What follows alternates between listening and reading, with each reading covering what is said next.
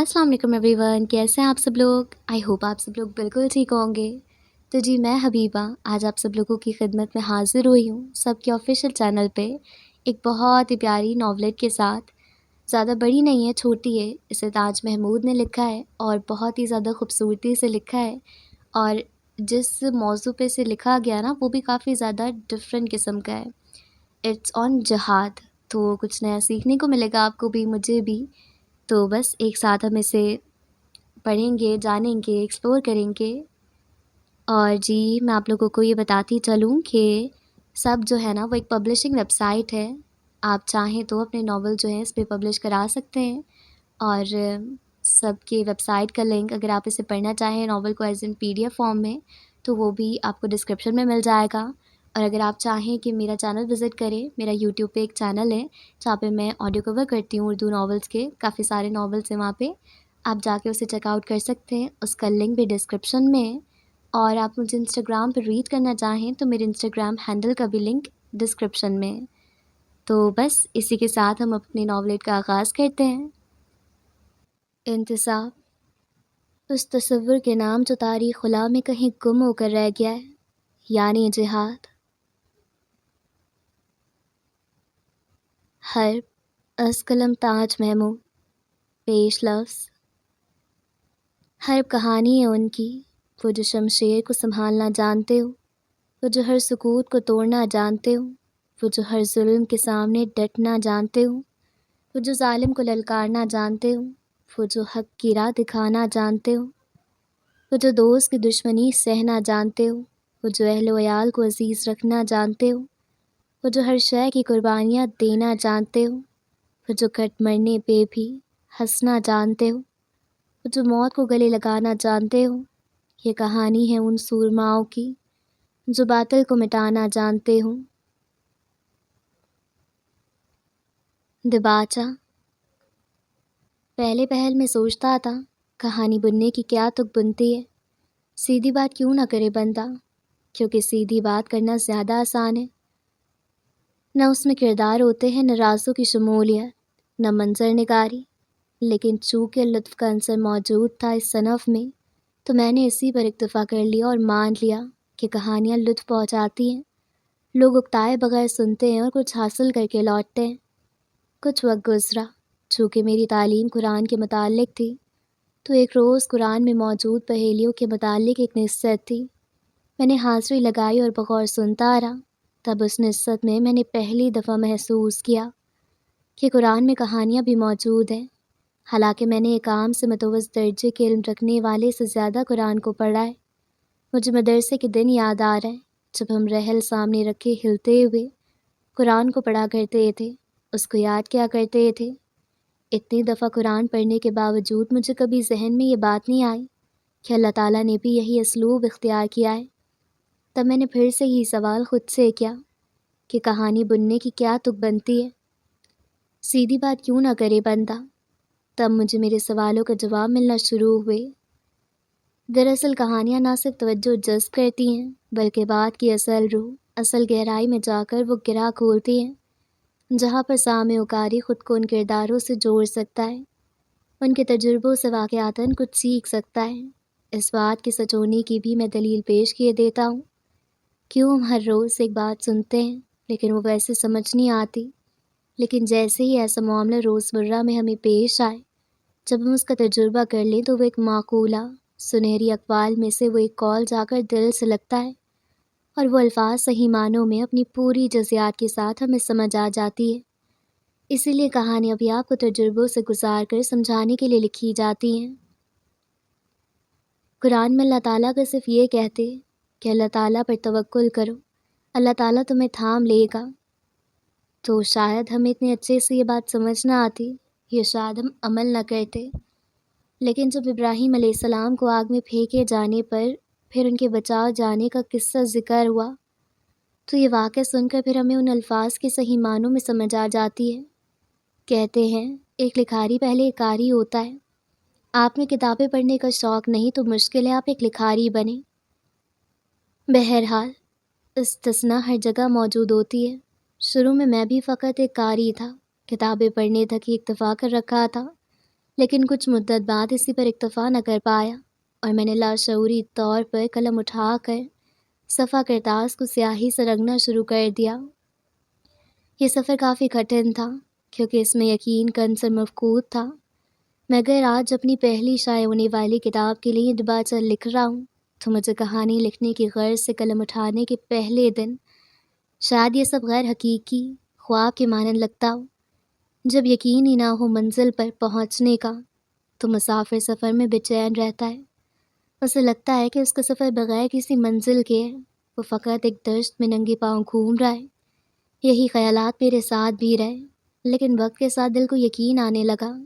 اسیر الفہم میری پہلی تحریر تھی، جس کے بعد مجھے پہلی دفعہ یقین آیا کہ میں واقعاتاً کوئی کہانی مکمل کر سکتا ہوں۔ اور پھر حرب نے آ کر گویا ایک مہر ثبت کر دی کہ میں اگر محنت کروں تو ایک خیالی دنیا کو اپنے الفاظ کے ذریعے لوگوں کو دکھا سکتا ہوں، سمجھا سکتا ہوں۔ یہ سب اللہ تعالیٰ کی طرف سے ہے، میرا اس میں کوئی کمال نہیں، کیونکہ اللہ نہ چاہے تو کبھی کبھار ذہن تاریخ خلا کی مانند بن جاتا ہے، جہاں کوئی الفاظ نہیں ملتے کہ کچھ رقم کر سکے۔ اسی طرح گرمیوں کے دن تھے، جون کی کوئی آخری تاریخیں تھیں جو میں نے تاریخی ناولٹ لکھنے کا سوچا، اور یہ محض ایک سوچ تھی۔ مجھے یقین تھا یہ ممکن نہیں ہوگا کیونکہ میری اردو کی لکھائی پر اتنی دسترس نہیں تھی۔ شروع میں کوئی کہانی میرے ذہن میں نہیں تھی۔ میرے ساتھ اکثر یہی ہوتا ہے، پہلے موضوع میرے ذہن میں جنم لیتا ہے، پھر اس حساب سے کہانی ترتیب پاتی ہے۔ جہاد کے موضوع کو منتخب کرنے کے پیچھے وجہ تھی، وجہ میرا اپنا تجسس تھا، اپنے شکوک و شبہات کا ازالہ تھا۔ میں ان دنوں ہر حکم کو منطقی معیار پر پرکھنے لگا تھا اور اس سے مجھے فائدہ بھی بہت ہوا۔ جب تک مجھے تسلی بخش جواب نہ ملتا تھا میں اس پر تحقیق کرتا رہتا تھا۔ تبھی حرب میں آپ کو کئی بنیادی شکوک کا ازالہ پائیں گے۔ میں نئے دور کا ذہن ضرور ہوں، لیکن دین کی قطعی احکام میں نئی راہیں جدہ ڈھونڈنا مجھے نہیں بھاتا۔ جہاد کو اس دور کے لوگوں نے متروکہ چیز بنا رکھا ہے، ایسے جیسے کوئی منسوخ حکم ہو۔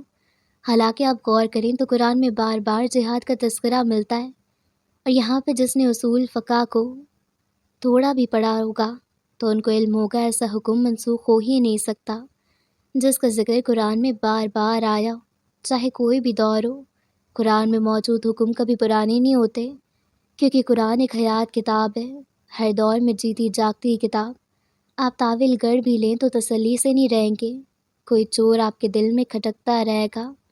آپ خود کو روشن خیال گردان کر دین کو آسان بنانے کے چکر میں دین کو اپنے حجم میں چھوٹا نہیں کر سکتے، کیونکہ نہ آپ کے پاس حق ہے اور نہ ہی دین میں کمی بیشی کی اجازت ہے۔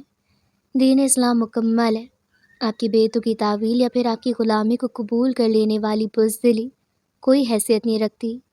آپ کے علم کو تان آپ کے اوپر ہی ہے۔ جو موضوع منتخب ہو گیا تو اپنی ٹوٹی پھوٹی عربی کو استعمال کرتے ہوئے میں نے کہانی کو نام حرب رکھ دیا۔ حرب یعنی جنگ، دوسرے الفاظ میں جہاد۔ اب اگر موضوع جہاد تھا اور نام بھی اسی طرز کا تھا تو بلا واسطہ کہانی میں جنگ و قتال ہونا لازمی تھا۔ میں نے سب سے پہلے تو جوش میں آ کر ایک سرورگ بنا کر انسٹا سٹوری پر لگا دی، اور پھر اپنے چھوٹے بھائی رب نواز سمیر کے پاس آ بیٹھا، اس کے کانوں سے ہینڈ نکالے اور اسے سیدھا کر کے بٹھایا۔ وہ تاریخ میں دلچسپی رکھتا ہے اور مجھ سے بہتر تاریخ جانتا ہے۔ اسے صورتحال بتائی اور کہا کہ کہانی کا دور منتخب کرنے میں میری مدد کرو۔ میں نے اپنی طرف سے اسے ایک مبہم سا کہانی کا خاکہ بتایا تو وہ اپنے اصلی انداز میں نفی میں سر ہلاتے کہنے لگا کہ تمہاری کہانی کسی دور میں فٹ نہیں آتی، حقیقت کو چھوڑ کر فینٹیسی لکھو۔ لیکن پھر 2 گھنٹوں کی بحث کے بعد جس میں کہانی میں کچھ ترمیم ہو چکی تھی، میں نے شام کی چائے سے گھونٹ لیتے ہوئے کہا، پھر یعنی مورکا کے یعنی جلوت والا دور تقریباً فٹ بیٹھتا ہے۔ میرے خیال سے تو یہ پرفیکٹ ہے۔ رب نواز نے ہینڈ فری واپس کان میں ڈالتے ہوئے کہا، دور منتخب ہوا تو میں نے تحقیق پر کام شروع کیا۔ اس دور کی تاریخ کے لیے میں نے گوگل اور یوٹیوب سے مدد لی، منظر نگاری کے لیے ایک سیریز سے مدد لی، اور جہاد کے موضوع کے لیے میں نے مختلف ریسرچ پیپرز پڑھے۔ مولانا مودودی کی کتاب جہاد فی الاسلام پڑھی اور غامدی صاحب کی بھی رائے کو ایک نظر دیکھا، اور محمد بن زبیر میرے بہترین دوست اور کلاس فیلو، ان کی بڑی مہربانی ہے جس نے تحمل سے میری بے تکے سوالات سنے اور موضوع کو سمجھنے میں مدد کی۔ جہاد کا موضوع چننے کے بعد جب میں نے تحقیق شروع کی تو مجھے اندازہ ہوا کہ یہ موضوع بہت پیچیدہ ہے، اس کی کافی پرتیں ہیں، میں اس کو ایک مختصر ناول میں نہیں سمو سکتا۔ جہاد کے تصور سے لے کر اس کی جنگی قوانین تک نہ جانے کیا کیا اس موضوع میں سمویا ہوا ہے۔ تب میں نے خود سے کہا کہ جہاد کے موضوع کی کوئی ایک پرت، اس کا کوئی ایک جزو مجھے چننا چاہیے تاکہ میں مختصر ناول کی حدود میں رہتے ہوئے اس ایک جزو کو مکمل کر سکوں۔ اسی خیال پر عمل کرتے میں نے موضوع جہاد کا تصور کو چنا۔ یہ مختصر ناول جہاد کے اس ایک جزو کے متعلق ہے، اسی کی گرد پوری کہانی گھومتی ہے۔ حرب کے کردار بہت زیادہ ہیں، میں نے الگ سے کسی کردار پر وقت نہیں لگایا۔ ہر کردار کہانی کے بہاؤ کے ساتھ بہتا گیا اور اپنی ایک شناخت بنتا گیا، اور جب کہانی مکمل ہوئی تو مومے کے آخری ٹکڑے کے جڑ جانے کے مانند ان سب کی تصویر مکمل ہو گئی۔ شیبہ کو شیبہ کہانی نے بنایا، یوسف کو یوسف کہانی نے بنایا، نمر کو نمر کہانی نے بنایا۔ میں نے ان کا کوئی خاکہ نہیں تراشا تھا اور نہ ان میں رنگ بھرنے کے لیے قلم چلائے تھے۔ یہ سب کہانی کا بہاؤ تھا اور کہانی کے در کی چابی موضوع تھی۔ میں نے موضوع چنا اور اس میں رنگ بھرنے کی محنت کی، باقی کی کارگزاری خود بخود ہو گئی، اور یہ خود سے تخلیق میں آنے والی تحریر قدرت کی طرف سے ہے، یہ میرا یقین ہے۔ ورنہ جو تم سوچ لے کر بیٹھتے ہو، اٹھتے وقت تمہاری تحریر تمہارے ذہن میں بنائے خاکے سے مختلف ہوتی ہے۔ یہ اختلاف کون لاتا ہے؟ قدرت لاتی ہے۔ البتہ یہ کہہ سکتا ہوں کہ میں نے کوشش کی کہ ہر کردار حقیقت سے قریب تر ہو۔ ہر پچھلے سال آن لائن پبلش ہو چکا تھا۔ میں نے ہر لکھنے سے پہلے ہی سب اردو ادبی پلیٹ فارم سے معاہدہ کر لیا تھا کہ یہ مختصر ناول انہی کے ادارے میں شائع ہوگا، اور معاہدے میں مسودہ سب کو بھیجنے کی مقررہ تاریخ سے کچھ روز میں نے تاخیر بھی کر دی تھی، لیکن سب نے بغیر کسی شکوے کے خندہ پیشانی سے حرب کو قبول کیا، جس کے لیے میں ان کا شکر گزار ہوں۔ حرب کے آن لائن شائع ہونے کے بعد بہت سے ایسے نام ہیں جنہوں نے حرب کو سراہا اور میری حوصلہ افزائی کی۔ میں ان سب احباب کا دل سے شکر گزار ہوں، خاص طور پر جنہوں نے تبصرے لکھے اور حرب پر ایڈٹس بنائے۔ آپ سب کی وجہ سے ہی ہر بات کتابی شکل میں آپ کے ہاتھ میں ہے۔ لکھاری کی حوصلہ افزائی کی جائے تو وہ خود کو نکھارتا ہے۔ آپ اپنے الفاظ اپنے تبصروں کو بے جا نہ سمجھیں کہ کسی کے لیے پروان چڑھنے کی تخم ہے۔ آخر میں محض یہی کہوں گا کہ میری جانب سے ایک ادنا سی کوشش تھی، ممکن ہے کمی بیشی ہو، لیکن خطا پر تصحیح کو میں کھلے دل سے تسلیم کروں گا۔ آپ سب سے گزارش ہے کتاب کے بارے میں اپنی رائے سے مجھے ضرور آگاہ کریں۔ اب میں آپ کو اور کتاب کو تنہا چھوڑتا ہوں، لطف اندوز ہو۔ اگر کتاب سے کچھ فائدہ ہو تو میرے والدین کو دعاؤں میں ضرور یاد رکھیں۔ جزاکم اللہ۔ تاج محمود، اسلام آباد، 10 اگست 2024۔ اظہار تشکر۔ میرے قلم سے تحریر شدہ ہر لفظ اللہ کے فضل کا صلہ ہے، اس میں میرا کوئی کمال نہیں۔ اس فضل کے لیے میں جتنی بار شکر گزاری کی کلمات ادا کروں کم ہی ہوں گے۔ میرے والدین کی ہر طرح کی سپورٹ اور بہن بھائیوں کی حوصلہ افزائی کے باعث میں اس قابل بنا کہ لکھنے کے لیے قلم اٹھاؤں۔ مجھے اعتماد اس ماحول سے ملا ہے جہاں میں نے پرورش پائی، اس کے لیے میں ہمیشہ ان کا احسان مند رہوں گا۔ چند نام ہیں جن کی مدد کے باعث کتاب شائع ہونے کے مرحلے بہت آسان ہوئے۔ میں مصنفہ اقراء اظہر کا بہت شکر گزار ہوں، جنہوں نے نہ صرف اس پورے دورانیے میں میری رہنمائی کی بلکہ مجھے ناشر اداروں کو ڈھونڈنے میں بھی مدد کی۔ اس کے بعد میں مصنفہ رومان احمد کا بے حد احسان مند ہوں، جنہوں نے میری پہلی کتاب کے لیے خوبصورت سا تبصرہ تحریر کیا، حرب کو سراہا اور اس کو قابل سمجھا کہ اس پر تبصرہ لکھنے کا وقت نکالا جائے۔ میں مصنفہ لائبہ مہر کا دل سے ممنون و مشکور ہوں کہ حرب کے خوبصورت سرورق ان کے ہاتھ کے شاہکار ہیں۔ مصنفہ رمیسہ شکیل احمد کا بھی ممنون ہوں، جنہوں نے حرب کا تاریخی نر پیش ڈیزائن کیا۔ اس کے بعد مصنفہ گل عاطقہ کے تعاون کا میں ہمیشہ مقروض رہوں گا۔ انہوں نے حرب کی پروف ریڈنگ کر کے حرب کو املا اور دیگر غلطیوں سے پاک کیا۔ آخر میں میرے قارئین تک میری تحریر کتابی شکل میں پہنچانے کے لیے میں خرم بھائی اور بک ٹائم پبلیکیشن کا بے حد شکریہ۔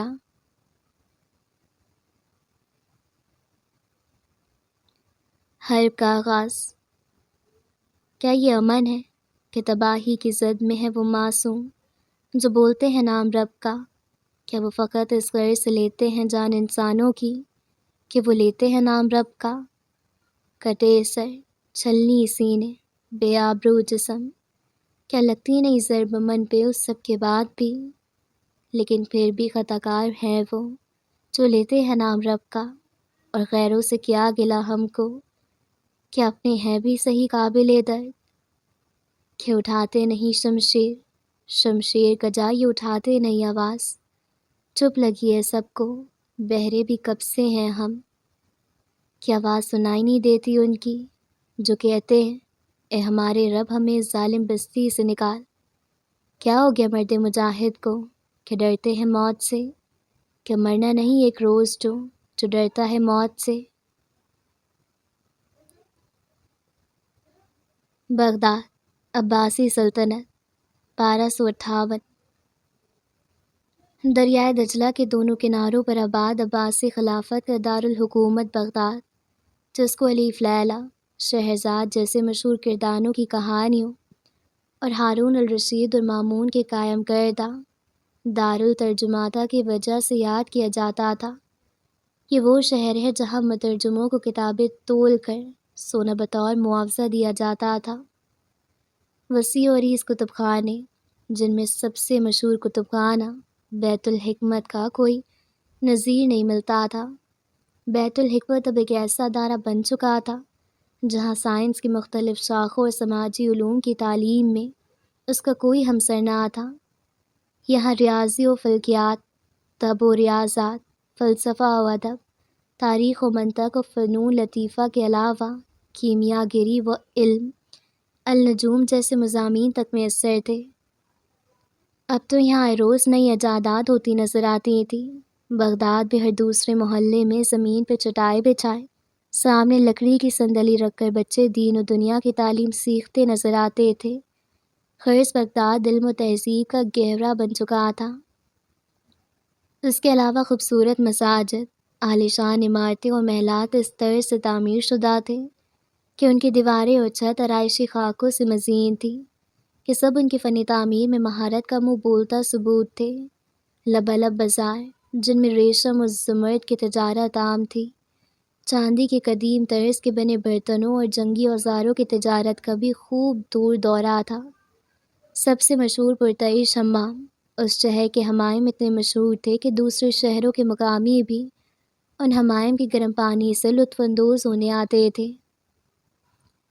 بغداد ایک قابل رشک شہر تھا، لیکن مسئلہ یہ تھا کہ عوام فروعی مسائل کے مناظروں میں اور مباحثوں میں مصروف رہتے تھے، جیسا کہ کوا حلال ہے یا حرام، رفع دین نماز میں شامل ہے یا منسوخ ہو چکا ہے، اسی طرح کے ہزاروں مسئلے۔ ویسے اگر دیکھا جائے تو بذات خود یہ مباحثے اور مناظر ہیں، مسئلے نہ تھے، لیکن ہر دوسرے مسئلے میں اپنی رائے کو درست اور دوسرے کی رائے کو سراسر غلط ماننے سے لوگ متشدد بن چکے تھے اور ان کے دلوں میں بغض، کینہ اور عداوت نے جگہ لے لی تھی۔ یہ بھی مشہور ہو چکا تھا کہ بغداد کے سلطان کا زیادہ تر رجحان شعر و شاعری کی جانب ہے۔ وہ شہر کے مسائل میں اب دلچسپی نہیں لیتے۔ 13ویں صدی کا بغداد 2 حصوں میں تقسیم تھا، ایک دریائے دجلہ کے مشرقی طرف اور دوسرا مغربی طرف۔ مغربی طرف والا حصہ قدیم تھا، جو گول دائرے کی شکل میں تعمیر کیا گیا تھا، اور سیلاب وغیرہ سے ابھی وہ کافی تباہ حال ہو چکا تھا۔ اس حصے کو مدینۃ الاسلام یعنی امن کا شہر کہا جاتا تھا۔ دوسرا حصہ جو مشرقی طرف تھا اسے آپ اصل شہر کہہ سکتے ہیں۔ یہ حصہ حجم میں بڑا تھا۔ یہاں شاہی محل تھا جو کہ قصر الخلد کہلاتا تھا، جس کے اوپر ایک ہرے رنگ کا گنبد تعمیر شدہ تھا جو کافی اونچائی پہ تھا۔ گنبد کی چوٹی پہ ایک گھڑ سوار کا پتلا بنا ہوا تھا جو ہاتھ میں ایک تلوار تھامے ہوئے تھا۔ محل میں وسیع و عریض باغات تھے جن میں مصنوعی طرز کے آبشار بھی بنوائے گئے تھے۔ صاف اور شفاف پانی اونچائی کی طرف جا کر پھر نیچے آ گرتا تھا، اور اسی حصے میں زیادہ آبادی بھی رہتی تھی۔ مشرقی حصہ یعنی اصل شہر کی ایک طرف دریائے دجلہ تھا اور دوسری طرف 10 میل لمبی حفاظتی دیواریں موجود تھیں، لیکن یہ دیوار کچھ خاص مضبوط دیوار نہیں تھی، کیونکہ اسے قلعے کی دیواروں کی طرح بڑے بڑے پتھروں سے نہیں بلکہ چھوٹی اینٹوں سے بنایا گیا تھا۔ اور اس سے بنے ہوئے عرصہ دراز ہو چکا تھا۔ اس دیوار کی حفاظت کے لیے اہم ترین چیز اس کی جنوبی زاویے میں اونچا برج الجمیتا موجود تھا۔ اگر اس برج کو گرایا جاتا تو شہر میں داخل ہونا کوئی بڑا مسئلہ نہ تھا۔ دریا دجلہ کے کنارے پانی کی سطح تک سنگ مرمر کی سیڑھیاں بنی ہوئی تھیں، جہاں پر ہزاروں کشتیاں تیرتی نظر آتی تھیں۔ بغداد کے رہائشی انہی کشتیوں میں بیٹھ کر شہر کے ایک حصے سے دوسرے حصے میں جاتے تھے۔ شہر کا آسمان اکثر بادلوں کے پیچھے چھپ جاتا تھا اور کبھی تیز دھوپ میں روشن نظر آتا تھا۔ کچھ دنوں سے اس تیز دھوپ میں کچھ اور بھی شامل تھا، دھواں، آگ، گوشت کے جلنے کی بدبو جو کہ دور دور تک نتنوں میں گھس جاتی تھی۔ چیخ و پکار آسمان کو چیر کر عرش تک جا پہنچتی تھی کہ ہلاکو خان اپنے بھائی کے حکم پر کئی ہزار فوجی لشکر کے ساتھ بغداد کی حفاظتی دیوار تک پہنچ گیا تھا اور محاصرہ کیے انہیں کئی دن ہو چکے تھے۔ وہ طاقت و غلبہ چاہتے تھے، پوری دنیا پر حکمرانی چاہتے تھے۔ ان کی آسا ایک قسم سے منگول کی شریعت ہے جس کو چنگیز خان نے وضع کیا تھا۔ اس میں یہی رقم تھا کہ اس زمین پر حکومت کرنے کا حق صرف انہی کو ہے۔ جنگی لباس اوڑھے جسے وہ شرابہ نام سے پکارتے تھے، سر پر نوکدار حفاظتی ٹوپی پہنے جو ان کو سر سے لے کر چہرے تک چھپا دیتی تھی، اور آنکھوں میں وحشت لیے وہ تیار تھے۔ ان میں سے کچھ کے چہرے عیاں تھے جہاں انہوں نے آنکھوں کے گرد سیاہی لگائی ہوئی تھی۔ وحشی آنکھیں لیے وہ بغیر رکے شعلہ دار تیروں کی برسات کر رہے تھے۔ شرابہ ایک ایسا لباس ہے جو سینے کی حفاظت کے لیے پہنا جاتا ہے۔ اکثر اس کا حجم کندھے سے گھٹنوں تک نیچے ہوتا ہے۔ ان کے ساتھ آرمینیا اور جارجیا سے خاصی تعداد میں مسیحی فوجی بھی آن ملے تھے جو مسلمانوں سے صلیبی جنگوں میں شکست کھانے کا بدلہ لینے کے لیے بے تاب تھے۔ منگولوں کی منجنیقیں بھی جن میں بارود موجود تھا شہر پر آتشی بارش برسا رہی تھی، اور منگولوں نے مسیحی فوجیوں کی مدد سے ان میں یہ جدت پیدا کی تھی کہ بارود کو لوہے یا پکائی گئی مٹی کے نالیوں میں رکھ دیتے تھے، جس سے وہ زمین پر لگ کر دھماکے کی صورت بھر جاتے تھے۔ جبکہ بغداد کے باسی افقت آتشگیر مادے نفتا سے واقف تھے، جیسے تیروں سے باندھ کر پھینکا جاتا تھا، بارود سے ان کا کبھی واسطہ ہی نہیں پڑا تھا۔ منگولوں نے شہر کی حفاظتی دیوار کے نیچے بارود لگا کر اسے بھی جگہ جگہ سے توڑنا شروع کر دیا تھا۔ بغدادی فوج برج الجمیہ پہ کھڑے ہو کر خود کو بچاتے ہوئے موقع پا کر ان پر تیروں سے جوابی وار کرتے تھے، لیکن ان کے حوصلے اب پشت نظر آتے تھے، کیونکہ 20,000 گھڑسواروں کی نفری پر مستعصم بالا نے شہر کے پچھلے حصے یعنی دریائے دجلہ سے آنے والی منگول سپاہیوں کو مارنے بھیجا تھا۔ منگولوں نے چال کے ذریعے پیچھے ہٹتے ہٹتے انہیں ایک نہر جو کہ دجلہ و فرات کے پانی کو ملاتی تھی اس کے قریب لے گئے اور وہی بند توڑ کر ان سب گھڑسواروں کو پانی میں ڈبو دیا۔ باقی بچ جانے والے سپاہیوں کو قتل کر دیا تھا۔ یہ خبر بغدادیوں کے لیے انتہائی حوصلہ شکن تھی۔ شہر جل رہا تھا، فوج کم پڑ رہی تھی، کوئی مسلم سلطنت مدد کو نہیں آ رہی تھی۔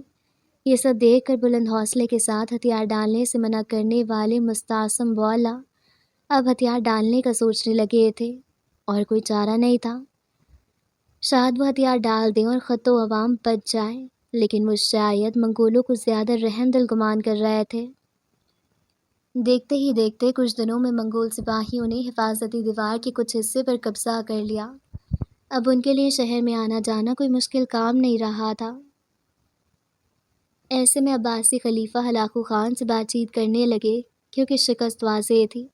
مذاکرات سے کم از کم عوام کی جان و مال عزت محفوظ ہو سکتی تھی، اور سب سے اہم ان کی خود کی جان بچ سکتی تھی۔ آخرکار انہوں نے ہتھیار ڈال دیے، مگر منگول ٹھہرے بے رحم۔ ہلاکو خان کے حکم پر سارے مسلمان فوجیوں کو شہر سے باہر لے جا کر ایک ایک کر کے قتل کیا گیا اور عباسی خلیفہ کو قید کر لیا گیا، اور پھر بغداد شہر کی تباہی کا حکم دے دیا گیا۔ شہر کا دروازہ کھل گیا، دشمن شہر میں داخل ہونے لگے۔ کئی ہزار منگول سپاہی اپنے مخصوص انداز میں شور و گل کرتے شہر میں داخل ہونے لگے۔ سپاہیوں کے پس پشت ایک جتھا تھا جس کا کام محض ڈھول بجا کر سپاہیوں کا جوش بڑھانا تھا۔ ان میں سے کچھ کے چہرے چھپے ہوئے تھے اور کئیوں کے چہروں پر کہیں سیاہی لگی ہوئی تھی تو کہیں خوش خون لگا ہوا تھا۔ ہیبتناک آنکھوں سے گھورتے وہ نہ دیکھتے تھے بچے، نہ بوڑھے اور نہ ہی عورتیں۔ جو سامنے آتا اسے قتل کر دیا جاتا تھا۔ شہر میں توڑ پھوڑ بھی شروع ہو چکی تھی، گھروں کو آگ لگائی جا رہی تھی۔ آگ نے لکڑی کے دروازوں کو اپنی گرفت میں لے لیا تھا۔ اب لکڑی کے چٹکنے کی آواز ہر گھر کے دروازے سے آ رہی تھی۔ ہر طرف چیخ و پکار تھی، عجیب و غریب دلخراش چیخیں، دل دہلا دینے والی چیخیں۔ کہیں پہ عورتوں کو قیدی بنا کر لکڑی سے بنی جیل نما سلاخوں والی گاڑیوں میں ڈالا جا رہا تھا، کہیں پہ ان کی عزتیں سریعام نیلام ہوتی تھیں۔ مرد جو اپنی عزت، جان و مال اور سب سے اہم اپنے وطن کی حفاظت کرنے کے لیے آگے بڑھتے تھے تو تیروں، تلواروں اور بھالوں کا شکار ہو جاتے تھے۔ تلواریں ان کی گردنیں کاٹتی ہی نہیں تھکتی تھیں، تیر ان کے سینے میں پیوست ہو جاتے تھے، بھالے ان کے جسم کے آر پار ہو جاتے تھے۔ سرے زمین بغداد تسلسل سے بغدادیوں کا خون بہنے سے اب سیاہ ہو چکی تھی۔ عجیب سی گوشت و لہو کے جلنے کی بدبو نتنوں میں گھستی اور حواس مختل کرتی تھی۔ بغداد کی زمین کا شاید ہی کوئی حصہ ایسا ہو جہاں خون نہ بہا ہو۔ وحشی منگول اقتدار کے حصول کے نشے میں دھت پتھر دل قوم اس بہتے لہو کو دیکھ کر خوش ہوتے تھے، کئی تو اس کو چاٹتے بھی تھے۔ لوگوں کا خون گلیوں سے بہہ بہہ کر دریا کے پانی میں شامل ہونے لگا تھا، جس کی وجہ سے دریا دجلہ کا مٹیالہ پانی شروع کے کچھ دن سرخ بہتا رہا اور پھر دارالحکمت کو جلانے اور اس کی ساری کتب کو دریا دجلہ میں پھینکنے کے باعث دریا کا پانی سیاہ پڑ چکا تھا۔ دیکھتے ہی دیکھتے کچھ دنوں میں پورا شہر تہس نہس ہو گیا، لگتا ہی نہیں تھا کہ یہاں کوئی ترقی یافتہ شہر واقع تھا۔ لوگ گوندے گرے، مرے پڑے تھے، آسمان میں آگ سے اٹھنے والا دھواں پھیلا ہوا تھا، زمین خون سے سیاہ تھی، ہر شے ساکن تھی سوائے ان منگولوں کے۔ ہر طرف صرف ایک ہی شور تھا، منگولوں کے جشن کا شور۔ اسی اثنا میں دفاتن ایک بچے کی رونے کی آواز آئی۔ منگول سپاہیوں میں سے کچھ نے نظریں اٹھا کر اس آواز کی سمت دیکھا۔ آواز ایک جلے ہوئے گھر سے آ رہی تھی۔ ان میں سے ایک آگے بڑھا، قدم قدم چلتا اس گھر میں داخل ہوا۔ آواز کمرے سے آ رہی تھی۔ کمرے میں داخل ہوا تو دیکھتا ہے ایک بچہ سفید کپڑے میں لپٹا ہوا زمین پر پڑا رو رہا تھا، غالباً اسے بھوک لگ رہی تھی۔ یقیناً ان بے رحم حالات نے اسے اس کی ماں چھین لی تھی کہ وہ بے یار و مددگار پڑا تھا۔ اس منگول کو رحم آ گیا، وہ قدم قدم چلتا اس کے پاس پنجوں کے بل زمین پر آ بیٹھا، تلوار میان سے نکالی، ننگی تلوار آگے بڑھائی اور تلوار کی نوک کو اس بچے کی گردن پہ رکھ دیا۔ کوک تنگری، خدا جو آسمان میں ہے تمہیں نجات دے، کہتے ساتھ اس نے تلوار کو زور دیا۔ تلوار کی نوک اس بچے کی گردن میں پیوست ہو گئی، خون کی باریک سی لکیر اس کی نازک شہرگ سے بہی تھی۔ اس کے حلق سے ہلکی سی آواز برآمد ہوئی اور اگلے ثانیے بچہ ہمیشہ کے لیے خاموش ہو گیا۔ سفید کپڑا سرخ پڑ گیا تھا۔ دمشق، ایوبی سلطنت۔ عباسی خلافت کے منہدم ہونے کے تقریباً 2 سال بعد دمشق ایوبی خاندان کے شہزادے الناصر یوسف کی حکومت میں تھا۔ ایوبی سلطنت اب بکھر چکی تھی۔ صلاح الدین ایوبی کے بعد ان کے خاندان میں تفرقے پڑ چکے تھے۔ یہی وجہ تھی کہ مصر اب ان کے ہاتھ سے نکل چکا تھا۔ وہاں پر مملوک سلطنت، غلاموں کی سلطنت قائم ہو چکی تھی۔ مصر میں موجود غلاموں نے طاقت جمع کر کے بادشاہوں کو نکال باہر کیا تھا۔ رہی صحیح ایوبی سلطنت جو کہ شام تک محدود تھی، وہ بھی کمزور پڑ چکی تھی۔ ہر شہر پر الگ شہزادہ تو تھا، مگر ہر شہزادہ دوسرے شہزادے سے ناخوش تھا اور نہ ہی ان میں اتحاد کی رمق باقی تھی۔ حلب کا شہزادہ السیف الظاہر قاضی دمشق کے شہزادے الناصر یوسف سے گفتگو کرنا گوارا نہیں کرتے تھے، کیونکہ ان کے درمیان اکثر اقتدار کی جنگ چلتی رہتی تھی۔ اسی طرح حمص و حما کے شہزادے بھی اسی دور میں شامل تھے۔ شام ان 4 شہروں یعنی دمشق، حلب، حمص و حما پر مشتمل تھا، جہاں پر اب سن 1260 میں ایوبی سلطنت کی حکمرانی تھی۔ اس سے پہلے شام و مصر دونوں ایوبی سلطنت میں شامل تھے۔ بہرحال ہم دمشق شہر کی جانب رخ کرتے ہیں۔ یہ منظر دمشق کے ایک عام سے بازار کا تھا۔ بازار میں چہل پہل اپنی عروج پر تھی، نہ سمجھ میں آنے والی بھات بھات کی بولیاں ہر طرف تھی۔ دکانوں کے آگے سائبان لگے تھے جن میں زیادہ تر خواتین کا رش تھا۔ سامنے دیکھو تو ایک کپڑے کی دکان میں خاتون کپڑے کو ہاتھ سے مسلتے نفی میں سر ہلا رہی تھی۔ اس کے ساتھ والی دکان میں دیکھو تو پھل فروش ترازو میں پھل تول رہا تھا اور گاہک کی نظریں ترازو پہ جمی تھی۔ اس کے سامنے والی دکان میں اسٹیل کی دیگوں کے نیچے آگ لگی ہوئی تھی۔ ایک شخص لکڑی کی مدد سے اس کے اندر موجود کپڑوں کو، جو کہ رنگنے کے لیے ڈالے گئے تھے، گول گول گھما رہا تھا، اور اسی دکان میں رسی پر کتنے ہی کپڑے رنگنے کے بعد خشک کرنے کے لیے ڈالے گئے تھے۔ اس کے بائیں جانب دیکھو تو وہاں ایک سخت جسامت کا مالک مرد، موسم معتدل ہونے کے باوجود جس کا چہرہ اور جسم پسینے میں شرابور تھا، دہکتے ہوئے لوہے پر ہتھوڑا مار کر اسے کسی شکل میں ڈھالنے کی تگدود میں تھا، اور قریب ہی ایک پتھریلی نصت پہ لوگ بیٹھے گپے ہانک رہے تھے۔ دفاتن ایک نوعمر جوان جس کے بال سفید صافے میں قید تھے اور چہرے پہ نئی آئی ہوئی گھنگریالی داڑھی تھی، نوعمری کی معصومیت چہرے پر سجائے لوگوں کے جم خفیر کو چیرتا معتدل چال چلتا ہوا ایک بلند مقام پر جا کھڑا ہوا۔ اوائل دور میں کوئی خبر یا حاکم کا حکم لوگوں تک پہنچانے یا خطاب کرنے کے لیے ایک شخص ایسے بلند مقام پر کھڑا ہو کر اہل شہر کو مخاطب کیا کرتا تھا۔ نوجوان نے بآواز بلند دمشق کے واسیوں کو متوجہ کیا۔ اے دمشق کے واسیوں، اے محمد صلی اللہ علیہ وسلم کے امتیوں، اے اسلام کے محافظوں، اپنے کان لپیٹ کے نہ بیٹھو۔ چند لوگوں نے گردن موڑ کر اسے دیکھا اور باقی اپنے کام میں ہی مشغول رہے۔ یہ یہاں روز کا معمول تھا، کوئی نئی بات نہ تھی، سو وہ اپنا کام کرتے ہی رہے۔ اے دمشق، کیا تمہارا خون سفید ہو چکا ہے؟ کیا تمہارا خون نہیں کھول اٹھتا؟ کیا تمہیں تمہارے مسلمان بھائیوں اور بہنوں کے لیے سینے میں ٹیس نہیں اٹھتی؟ بولتے ہوئے ساتھ میں اس کے ہاتھ بھی چلتے تھے۔ اب کے چند مزید لوگوں کے قدم بڑھتے اس کی جانب آ رہے تھے، کچھ اور لوگ بھی اسی کی جانب متوجہ ہوئے تھے۔ منگولوں کی بربریت کس سے ڈھکی چھپی ہے؟ کیا مظلوموں کے کٹے سر، چھلنی سینے، ان کے لٹے ناموس بھی تم میں جوش پیدا نہیں کرتے؟ مجھے تعجب ہے، دمشق میں لوگ رات کو سکون سے کیسے سو سکتے ہیں؟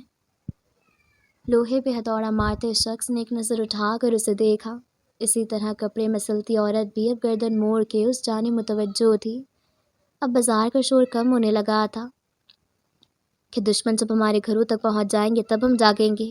ایک ایسا انسان جو اپنا جلتا گھر دیکھ کر تو آگ بجھانے میں پیش قدمی کرتا، اپنے جان مال اور عزت کی حفاظت کرنے کے لیے متفکر ہو، لیکن دوسرے کا جلا ہوا گھر دیکھ کر اس کی رات کی نیند بھی نہ خراب ہو، تو ایسے انسان کو میں ایک اچھا مسلمان کہنا تو دور، اسے ایک اچھا انسان بھی نہیں کہہ سکتے۔ اس نوجوان کا جوش قابل دید تھا، تبھی اس کے گرد مجمع جمع ہونے لگا تھا۔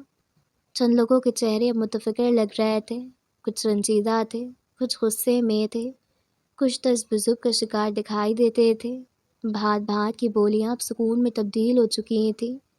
بازار کا معمول ٹھہر گیا تھا۔ قرآن میں خدا ہم سے شکوہ کرتا ہے، تمہیں کیا ہو گیا کہ تم اللہ کی راہ میں ان کمزور مردوں، عورتوں، بچوں کی خاطر نہیں لڑتے جو کہتے ہیں اے خدا ہم اس بستی سے نکال جہاں کے لوگ بڑے ظالم و جفا کار ہیں، اور ہمارے لیے خاص اپنی طرف سے محافظ و مددگار مقرر فرما۔ وہیں اسی مجموعے میں احساس امت محمد، یہ لبریز اس نوجوان کا ایک اور ہم عمر فخر سے مسکراتے ہوئے اس کو سن رہا تھا۔ وہ غالباً شناسا تھا۔ کیا خدا کا شکوہ میں کچھ اثر نہیں کرتا؟ اس نے آواز کو پست کر کے رنجیدہ ہو کر انہیں دیکھا۔ جس رب کا دیا کھاتے ہم، اس کا شکوہ ایسے نظر انداز کرتے ہیں گویا یہ سانس جو ہم لے رہے ہم نے خود ایجاد کی ہو۔ وہ بات مکمل کر کے کچھ سانس لیتا اور ان سب کے تاثرات جانچتا تھا۔ میرے بھائیوں، یہ نہ سمجھو کہ جنگ ٹل چکی اور دشمن چلا گیا ہے، نہیں، دشمن قریب ہے، دشمن آ رہا ہے، آپ کے پیچھے، میرے پیچھے، ہم سب کے پیچھے، اور دشمن کے رحم سے تو ہم سب واقف ہیں کہ تم سب چاہتے ہو کہ ہمارے جان و مال و عزت کے ساتھ بھی وہی معاملہ ہو جو ہمارے مسلمان بھائیوں کے ساتھ ہوا ہے۔ ان میں سے کئی لوگوں نے بے اختیار نفی میں سر ہلایا۔ مجمع بڑے دھیان سے اس کو سن رہا تھا۔ شاید اس کی آواز کی تاثیر ہی ایسی تھی کہ بندے کو جکڑ لیتی تھی۔ اس جہاد کو، اس اللہ کی راہ میں قتال کو تجارت کہا ہے ہمارے رب نے۔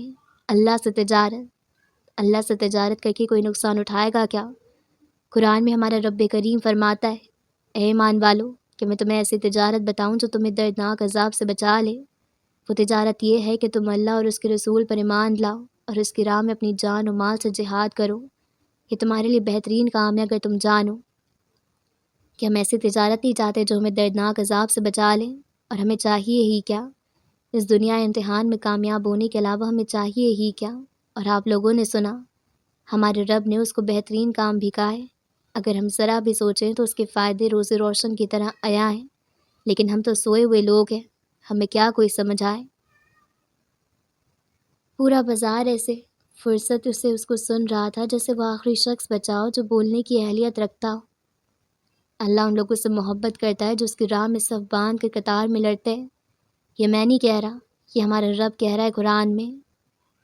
وہ نوجوان بولتے ہوئے ہاتھوں کو چلانے کے ساتھ ساتھ چہرے کے تاثرات کو بھی بات کے حساب سے تبدیل کرتا تھا۔ یہ چیز سامعین کو کسی اور طرف دھیان دینے کا موقع ہی فراہم ہونے نہیں دیتی تھی۔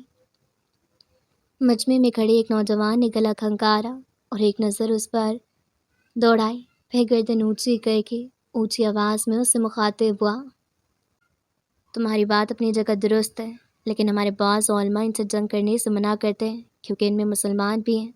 ہم تو اسی لیے خاموش محض بلکہ تذبذب کا شکار ہیں۔ آخری جملے پہ جیسے اس نے بے بسی سے شانے اچکائے۔ اس کے سوال پہ مجمع سے مخاطب نوجوان نے اس بات میں سر ہلایا اور گہری سانس لے کر بولنے لگا، ایک مسلمان جو طاقت چاہتا ہو، فقط طاقت، اس کا اللہ کے دین کی بلندی سے کوئی تعلق نہ ہو، بلکہ وہ اللہ کے دین کو مٹانے اور اپنے رسم و رواج کو رائج کرنے کے در پہ ہو، اس کو آپ فقط ایک فاسق مادہ پرست نام کا مسلمان کہہ سکتے ہیں، مومن نہیں۔ یہ تو اب تک اپنی شریعت پہ قائم نہیں ہے۔ اسلام لانے کے بعد بھی اپنی سوتیلی ماں سے نکاح کرنا حرام نہیں سمجھتے، اور میں کیا ان کے خرافات کا ذکر کروں، تاریخ میں نظریں دوڑائیں، صحابہ کو کیوں ایک دوسرے پہ تلوار اٹھانے کی نوبت پیش آئی، کیونکہ ان میں سے بعض کو حق پہ نہیں سمجھتے تھے۔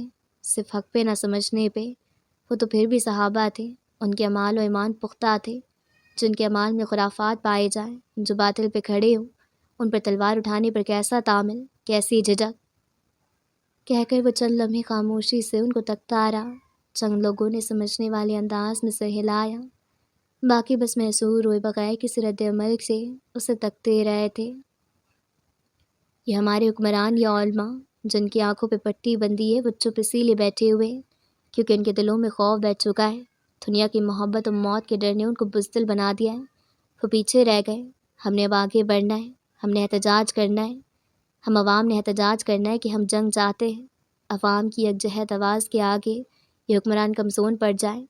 شاید آپ لوگوں کو اپنی ایک آواز کی طاقتور ہونے کا اندازہ نہیں۔ آواز اٹھائیں تاکہ محل میں بیٹھی سلطان کو معلوم ہو کہ اس کی رعایا بزدل نہیں ہے، وہ جنگ چاہتی ہے۔ ہم شہید ہو یا غازی، ہمارے لیے دونوں اعزاز ہیں، پھر ڈر کس بات کا؟ لوہے پہ ہتھوڑا مارنے والا شخص متاثر ہونے والے انداز میں مسکرایا۔ اس ملک کو ایسا خیال رکھنے والے نوجوانوں کی اشد ضرورت تھی، لیکن وہ لشکر کے روز سے ہم سے زیادہ ہیں۔ کیا جنگ کا نعرہ لگانا ان کی غصے کی آگ کو اور بھڑکانے کے مترادف نہیں؟ اگر ایسا ہے تو پھر یہ سراسر خودکشی ہے، کیونکہ وہ تعداد میں ہم سے زیادہ ہیں، تقریباً آدھی دنیا پر ان کی حکومت ہے۔ ایک دوسرا شخص آگے ہوا اور اس نے خود اعتمادی سے سوال کیا۔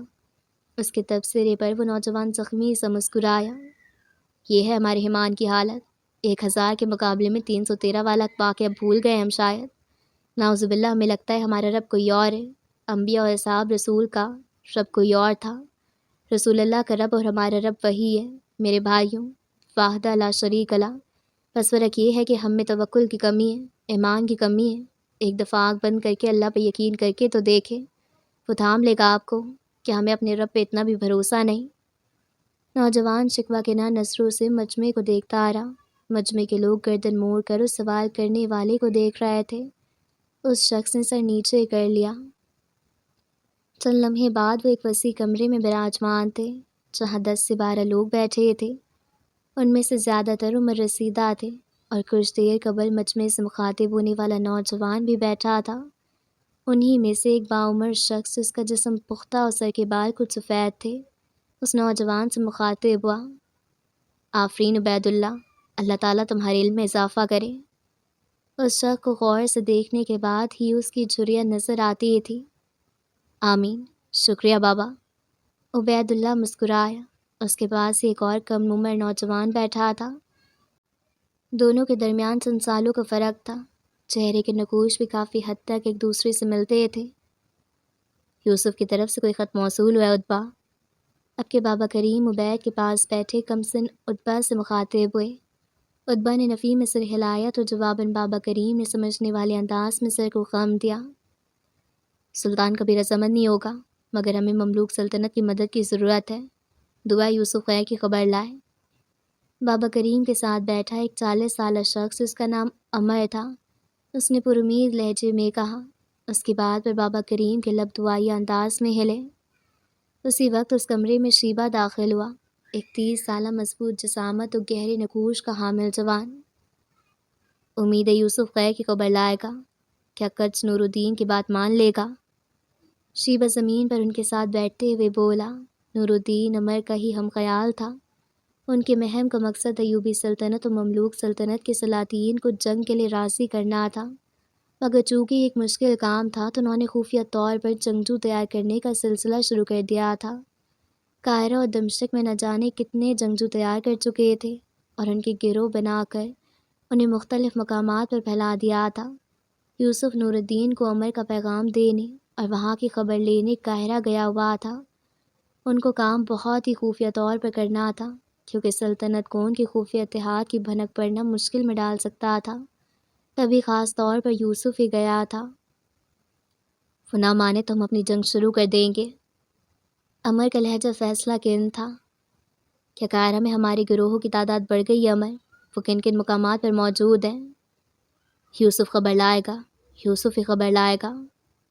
چند لمحے بعد کمسن عتبہ اس محفل سے اٹھ کر دبے پاؤں باہر نکل گیا۔ وہ قدم قدم چلتا گھر کی جانب جا رہا تھا کہ اس کے عقب میں شیبہ کی آواز گونجی۔ مجاہدوں کی سنجیدہ محفلیں بیزار کر دیتی ہے تمہیں؟ ایسی بات نہیں ہے، زینب نے جلدی آنے کا کہا تھا۔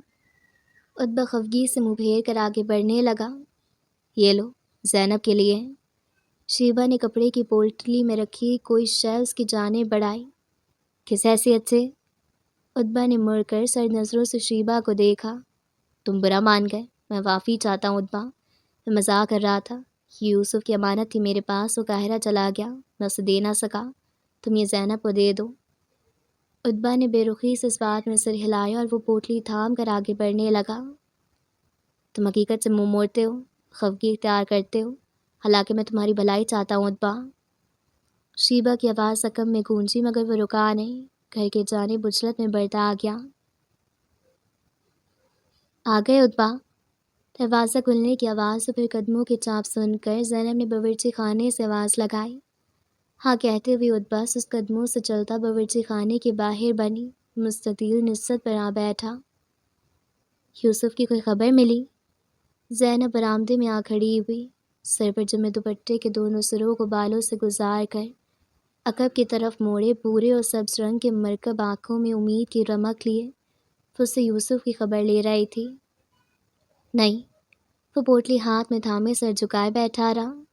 یہ کیا ہے؟ کس نے دیا تمہیں؟ اس کے ساتھ بیٹھتے ہوئے بولی۔ عتبہ نے کوئی جواب نہیں دیا، محض سر جھکائے بیٹھا رہا۔ عتبہ؟ زینب اٹھ کر عتبہ کے سامنے گھٹنوں کے بل بیٹھ گئی۔ شیبہ مجھ پر ہنستا ہے، اسے لگتا ہے میں جنگجو نہیں بن سکتا کیونکہ میں جنگ سے ڈرتا ہوں۔ عتبہ نے سر اٹھا کر زینب کو دیکھا اور قرب سے لب کاٹتے ہوئے کہا، تم یوسف کے بھائی ہو، تمہارا بہادر ہونا لازم ہے۔ زینب نے مسکرا کر اس کے ہاتھ تھامے۔ عتبہ نے سر جھکا لیا جیسے وہ مطمئن نہ ہوا ہو۔ یہ شیبہ نے دیا ہے تمہیں؟ اس کی گود میں پڑی پوٹلی کی طرف اشارہ تھا زینب کا۔ یوسف بھائی بہادر ہے اور عبید اللہ بھائی کے پاس علم و فصاحت ہے، اور عتبہ کے پاس کچھ بھی نہیں۔ وہ رونے کے قریب تھا۔ تم ابھی چھوٹے ہو عتبہ۔ زینب نے اس کے گال چھوئے۔ اب میرے پاس بھی تو کچھ نہیں ہے۔ زینب نے شانے اچکا کر مصنوعی لاپرواہی سے اپنے ہاتھ اس کے سامنے پھیلائے۔ آپ محلے کی عورتوں کو دین سکھاتی ہیں، زخمیوں کا علاج جانتی ہیں، گھر سنبھالنا جانتی ہیں، اور اور کوئی نہ ہو تو میرے ساتھ تلوار بازی بھی کرتی ہیں، اور تمہارے ساتھ گھڑ سواری بھی کرتی ہوں، اگر یاد ہو تمہیں تو۔ زینب نے مسکرا کر اس کے گال پر آہستہ سے چپت لگائی۔ ہاں مگر دور جا کر۔ عتبہ بے اختیار ہنس دیا۔ اب مزاج بہتر کرو، مجھے بتاؤ یہ کیا ہے؟ عتبہ نے اس بات میں سر ہلایا۔ یوسف بھائی کی مانت ہے، آپ کو دینے کا کہا تھا انہوں نے شیبہ کو۔ زینب کی آنکھیں ایک دم بخوشی چمکی، اجلت سے پوٹلی کھولی تو اس میں عطر کی بوتل تھی۔ اگلے ہی لمحے اس کے لب مسکراہٹ میں ڈھل گئے، اس کی سماعت میں یوسف کے کہے گئے الفاظ گونجے۔ تاجر نجار کو میں نے عطر لے آنے کو کہا تھا تمہارے لیے، وہ لے آیا ہے، شیبہ کے پاس پڑا ہے، اس کمبخت کو یاد ہی نہیں رہتا کہ لے آئے۔ کمرے میں شمع کی زرد روشنی میں یوسف کی دھیمی خنود کی بھری آواز ابھ رہی تھی۔ تاجر نجار مشہور تاجر تھا، وہ جب بھی تجارتی قافلے کے ساتھ جاتا تو مہینوں بعد لوٹتا تھا، اور اس کے پاس ایک سے ایک قیمتی چیزیں ہوتی تھیں۔ 2 ہفتوں کے اندر ان چیزیں بک جاتی تھیں، اور جیسے ان کو پھر سفر کرنے کا بہانہ مل جاتا تھا۔ ان کی زندگی مسلسل سفر میں گزرتی تھی۔ اب بھی تاجر نجار پھر سے خراسان کے لیے نکل چکا تھا۔ زینب نے عقیدت سے عطر کی شیشی کو ہاتھوں میں لیا اور ناک کے قریب لے گئی۔ مشک کی مہک نے اس کے نتنوں کو خوشگواریت بخشی، وہ مسکرا رہی تھی، اس کے چہرے پر جوش تھا۔ کچھ تھا جس کے لیے وہ بہت پرجوش تھی اور یوسف کا انتظار کر رہی تھی۔ پھر عتبہ کو دیکھ کر کہنے لگی، شیبہ برا نہیں عتبہ، وہ بس تمہیں چھوٹا جان کر چھیڑتا ہے، یوسف کا بھائیوں جیسا دوست ہے، درگزر کر لیا کرو۔ وہ نرمی سے کہتی اٹھی اور عتبہ کے ساتھ مستطیل نسبت پر آ بیٹھی۔ اور تم سیکھ رہے ہو، سیکھ جاؤ گے تو کوئی کچھ نہیں کہے گا تمہیں، وقت دو خود کو۔ عتبہ نے اس بات میں سر ہلا دیا۔ زینب پھر سے عطر کو ہاتھ میں لیے اس سے محبت سے تک رہی تھی۔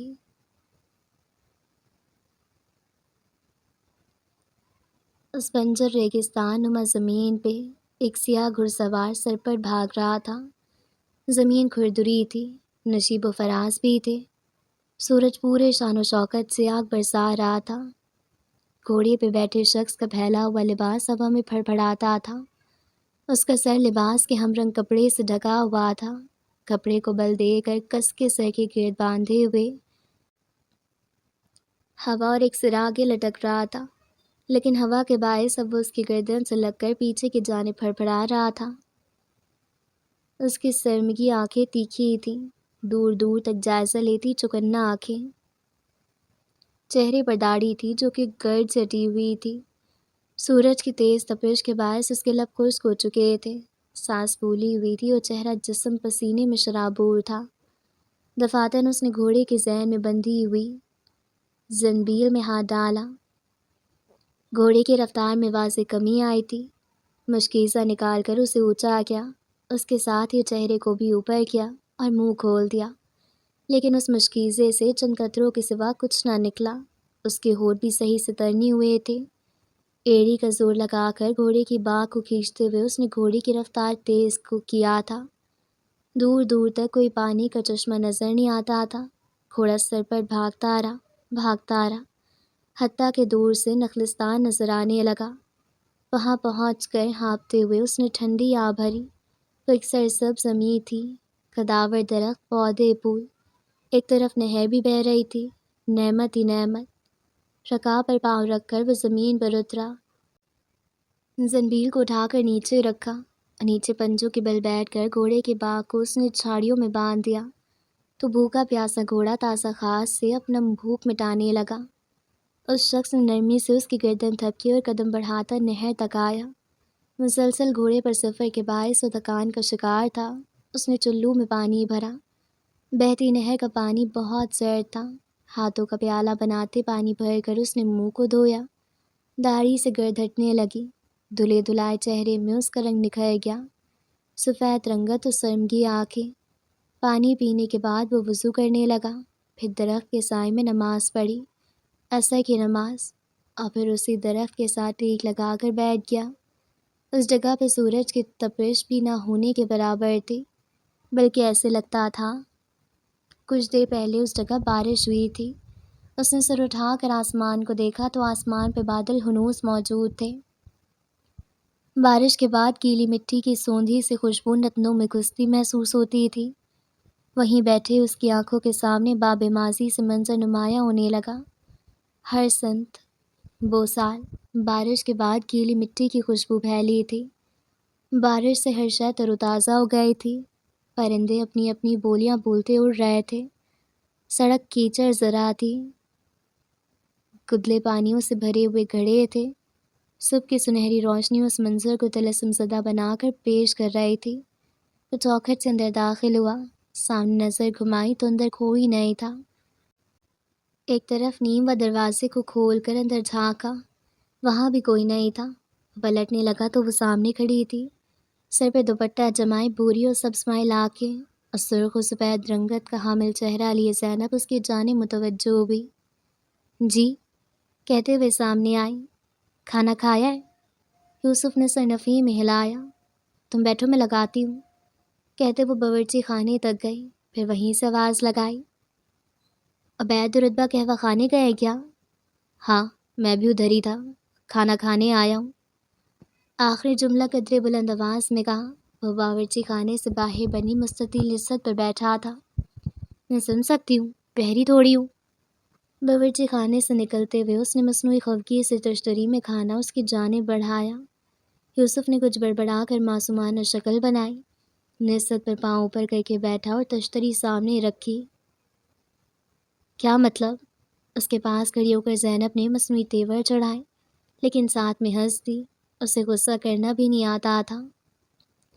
زینب زندگی سے بھرپور لڑکی تھی، اس کے پاس سب کچھ تھا، باپ کا سر پہ سایہ، 2 بھائیوں کا ساتھ اور شوہر کی موجودگی۔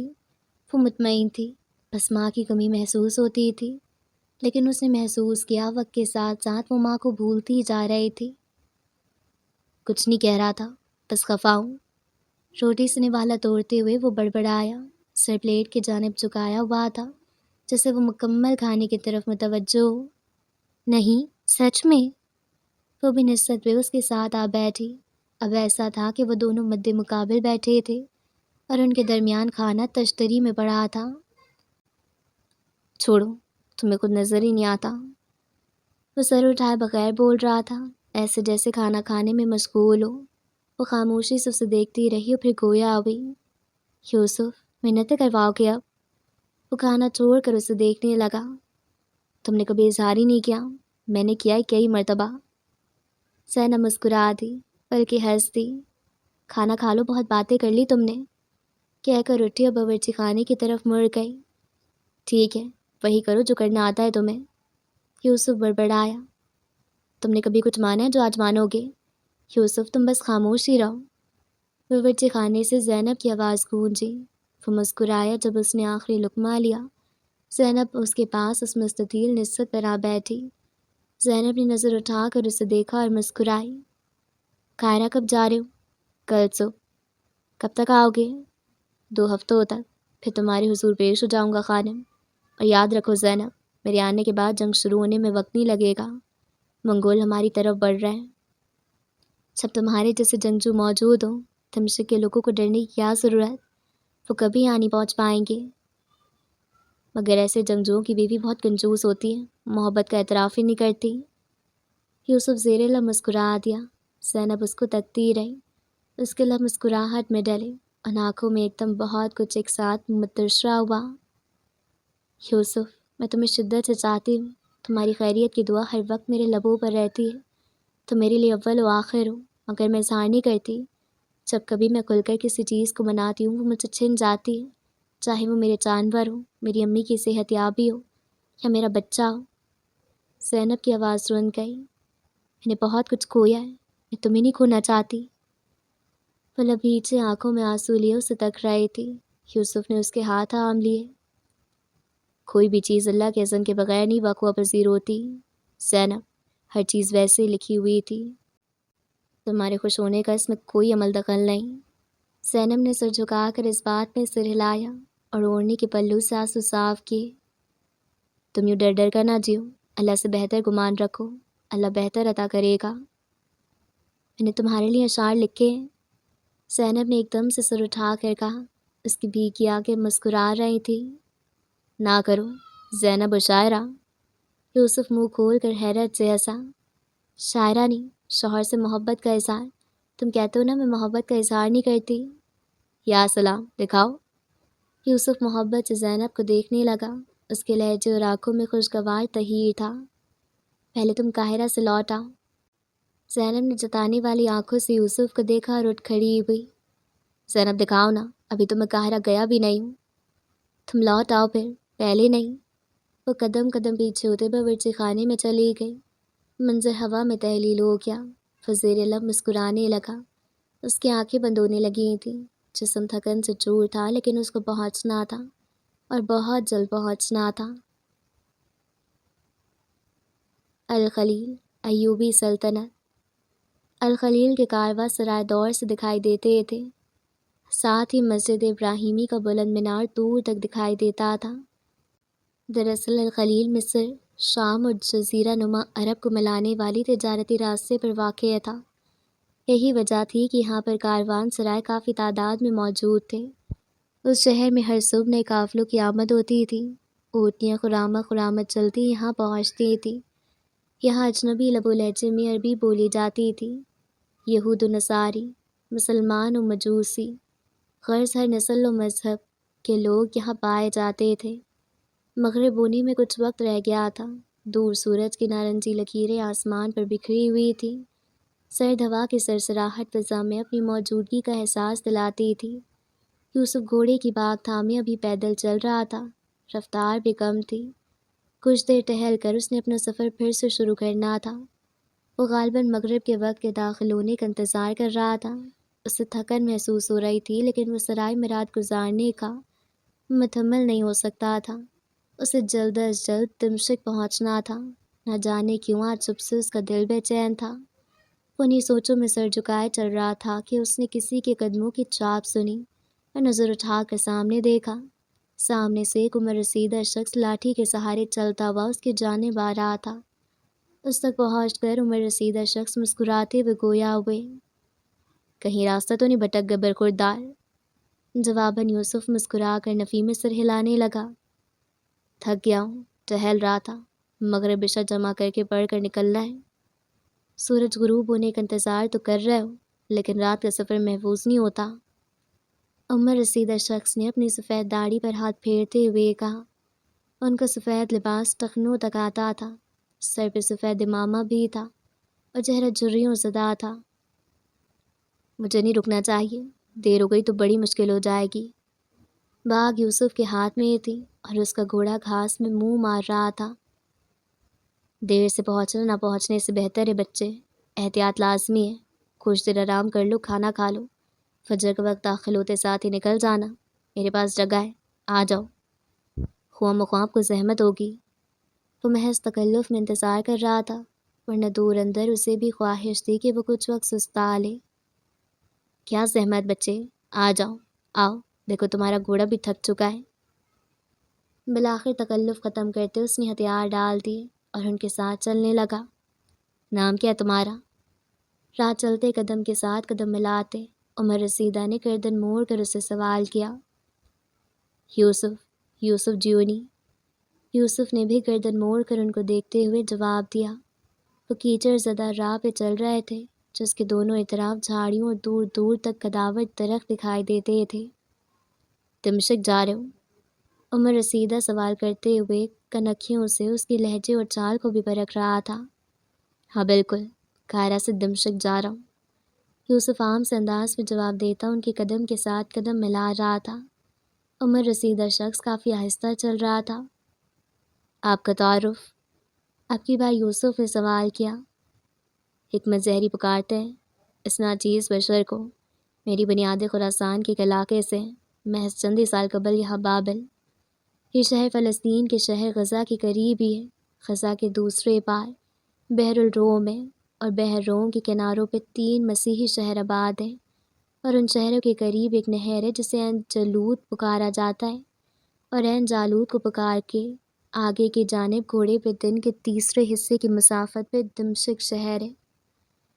اس میں منتقل ہوئے ہیں۔ ہم افغان ہیں، فارسی زبان ہے۔ عمر رسیدہ نے یہ جواب بڑی فرصت سے دیا تھا، یعنی قدموں کو روک کر، گردن موڑ کر، اس کی جانب دیکھ کر، ہر جملے کے بعد وقفہ دیتے ہوئے جواب مکمل کر کے وہ پھر سے آگے چلنے لگے۔ لیکن عربی تو کمال کی بولتے ہیں آپ۔ یوسف انہیں دیکھتے مسکرایا۔ عربی کون نہیں بول سکتا؟ جب کسی قوم کا دنیا پہ غلبہ ہوتا ہے تو دوسری قوموں پر اسی قوم کی تخیلات، معتقدات اور زبان کا غلبہ چھا رہتا ہے۔ رسم و رواج، ثقافت تک میں دوسری قومیں اس کے مانند ہونے کی تگ و دود میں لگ جاتی ہیں، اور یہی اسلام کے ساتھ ہوا ہے۔ لیکن افسوس کہ اب اسلام کا ویسا غلبہ نہ رہا، دشمن ہر طرف سے آ رہے ہیں، وہ رکے گا نہیں۔ اب کہ جب حکمت زہری نے بات لمبی ہوتے جا رہی تھی تو یوسف نے محسوس کیا ان کی باتیں گہری اور آواز متاثر کن تھی۔ یقیناً انہوں نے زندگی کے تجربوں کو کرامت بنایا تھا، یا وہ کتابوں کا علم جانتے تھے۔ بالکل بجا فرمایا آپ نے۔ مجھے تو تعجب حکمرانوں پہ ان کو کچھ نظر کیوں نہیں آ رہا۔ یوسف دور پر افق کو دیکھتے ہوئے افسوس و خفگی کے ملے جلے تاثرات کا شکار تھا، جہاں نارنجی کرنیں اب صرف آسمان کے کناروں تک محدود ہو گئی تھی۔ ان کے دلوں میں خوف بیٹھ چکا ہے، ہر جانب دنیا نظر آتی انہیں، آخرت نہیں۔ ایمان دل کے کسی کونے میں جا چھپا ہے جو کہ اب ڈھونڈنے سے بھی نہیں ملتا۔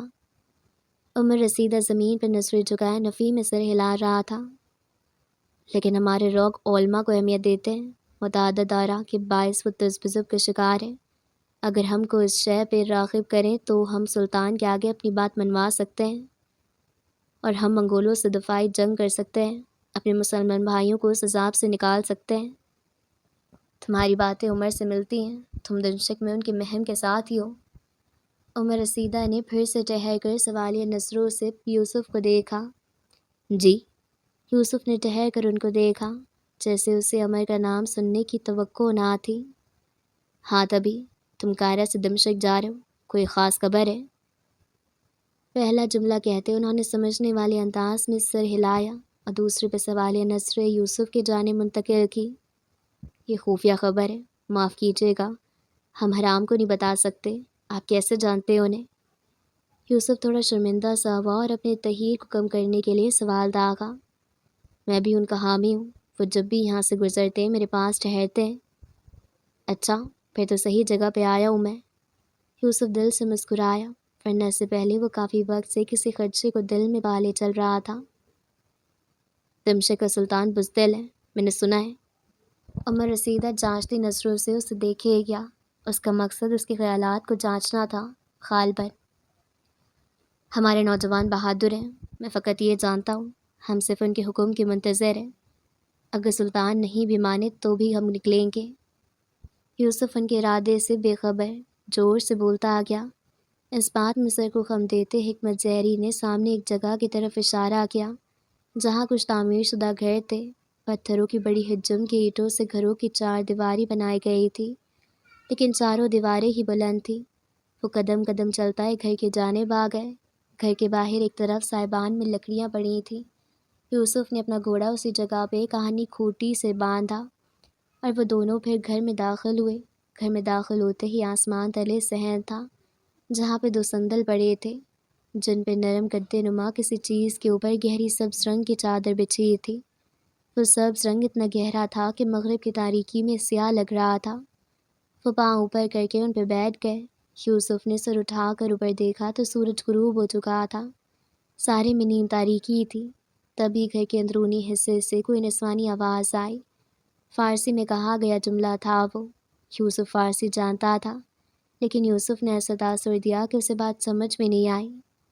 میں آتا ہوں، بیٹی ہے میری، کہہ کر وہ کھڑے ہوئے۔ ہم نے نماز نہیں پڑھی نا، ایسا کرو تم وہاں سے وضو کر لو، پھر جماعت کھڑی کرتے ہیں۔ سامنے پڑی سراہی کی جانب اشارہ کرتے وہ اندر چلے گئے۔ یوسف جھجکتا ہوا آگے ہوا، پاؤں نیچے اتار کر قدیم طرز کے چمڑے کے جوتے پہنے۔ سامنے ایک بالٹی میں پانی نظر آ رہا تھا۔ آگے چلتا ہوا جا کر وہ سراہی کے قریب بیٹھا، اس بالٹی سے سراہی میں پانی نکالا اور وضو کرنے لگا۔ وہ یہاں محفوظ تھا، یہ وہ جانتا تھا، لیکن اسے اپنے شہر کی فکر ستائے جا رہی تھی، جیسے ٹھٹی حس کہہ رہی ہو کہ کچھ ٹھیک نہیں ہے، جیسے طوفان سے قبل والی پر اسرار خاموشی ہو جیسے اچانک موت سے قبل والا ناقابل بیان احساس ہو، جیسے کوئی نادیدہ خدشہ ہو جو دل کا سکون غارت کر دے۔ تو جی ہم اس ویڈیو کو بھی یہیں پہ اینڈ کرتے ہیں، اور میں امید کرتی ہوں کہ آپ سب لوگوں کو پسند آیا ہوگا اب تک ہم نے جتنا پڑھا ہے۔ تو اگر ہم اسے ڈسکس کریں تو ہمیں پتہ لگا ہے کہ کتنے کردار ہے اس میں۔ ایک تو یوسف ہے جو مجھے مین کیریکٹر لگ رہا ہے نا، اور یوسف کی وائف ہے زینب، ہے نا، اور پھر اچھا جو وہاں پہ وہ لڑکے تھے نا، کیا نام تھا ان کا، عبید اور رتبہ، وہ بھی یوسف اور زینب کے ریلیٹیوز ہیں، ہے نا۔ اور وہ جو انکل تھے جو وہاں پہ آئے تھے نا، جہاں پہ ان سب کی نسبت لگی ہوئی تھی، کیا نام تھا ان کا، بابا کہا تھا انہوں نے صرف اسے، تو بابا نام تھوڑی ہوگا اینی ویز، تو وہ ہیں یہ سارے لوگ، مطلب اتنی فیملی ان کی کلیئر ہوئی ہے۔ اور اب یوسف جو ہے وہ قاہرہ سے دمشق جا رہا ہے، تو اس راستے میں حکمت زہری ملے۔ اب مجھے پتہ نہیں کہ حکمت زہری جو ہے نا وہ تھوڑے مشکوک سے لگ رہا ہے، پتہ نہیں اب ایڈجسٹ میں یا پھر کچھ ہے، بٹ مجھے کچھ لگ رہا ہے۔ اور یوسف کی سکس سینس اسے بار بار انڈیکیٹ کر رہی ہے کہ اسے اپنے شہر پہنچنا ہے، تو یہ چیز بھی ہے نا۔ اور باقی ابھی تک اوپر سے اتنا پتہ چلا ہے کہ منگول جو ہے نا انہوں نے پہلے بغداد میں حملہ کیا تھا، اور اب ناؤ دے آر پلاننگ کہ وہ جو ہے نا کیا نام تھا شہر کا، دمشق میں حملہ کریں گے، اور منگولوں کے خلاف اپنے ڈیفنس میں جنگ کرنے کے لیے یہ سب جو ہے نا لائک خفیہ طریقے سے کچھ پلان کر رہے ہیں، اور پھر یہ سوچ رہے ہیں کہ جب ان کی پاور اچھے سے مضبوط ہو جائے گی تو دے ول دین آسک سلطان کہ بھائی ہمیں تو یہ کرنا ہے، تو اس طرح سے ہے ابھی۔ اور بس اتنی ہی چیزیں ہوئی ہیں، اب دیکھتے ہیں آگے کیا ہوتا ہے، اور آپ لوگوں کو کیا لگتا ہے کہ یہ سکسیزفل رہیں گے یا پھر کیا ہوتا ہے۔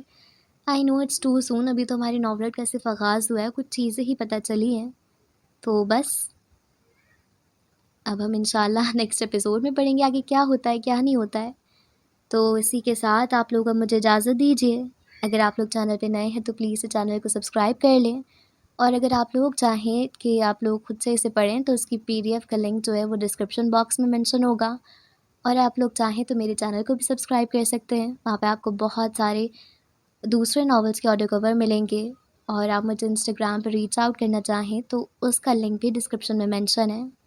تو چلیے پھر بس مجھے اجازت دیجیے، انشاءاللہ ملاقات ہوگی نیکسٹ ویڈیو کے ساتھ، تب تک کے لیے اللہ حافظ۔